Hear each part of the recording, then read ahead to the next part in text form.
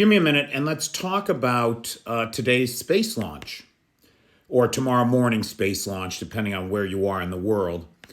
If you're on the East Coast of the United States, tonight at 10:25, the Progress 87 robotic cargo ship will be launched by the Russians from the Cosmodrome in Kazakhstan.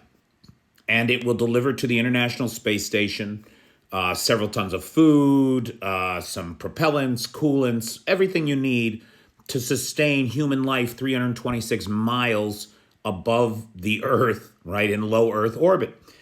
And we forget, I think, living down here on the ground under the heavy influence of gravity, that we are a species who now has folks in space 24/7, 365.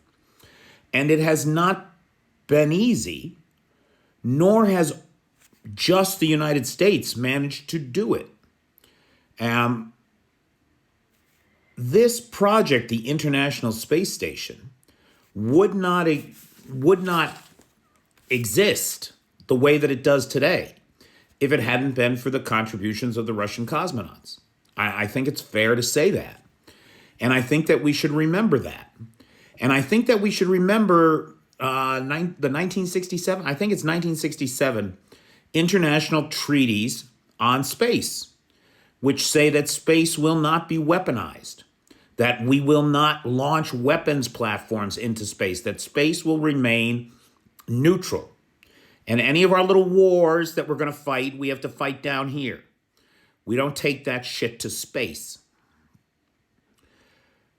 I, of course, despite everything that's happening in the world right now, I hope the best for the Progress 87 launch.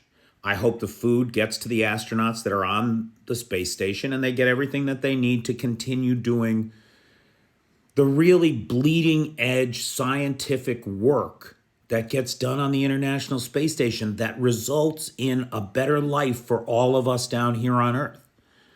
And I hope that if you have a chance to watch the launch, you watch it tonight. You can do that on space.com or NASA coverage. NASA coverage, I believe, begins at midnight Eastern time. And remember that this big blue marble is all we have. Every human being that has ever been, that ever will be, well, maybe not, but that ever has been, everybody you know, only has this place. And we are all in it together.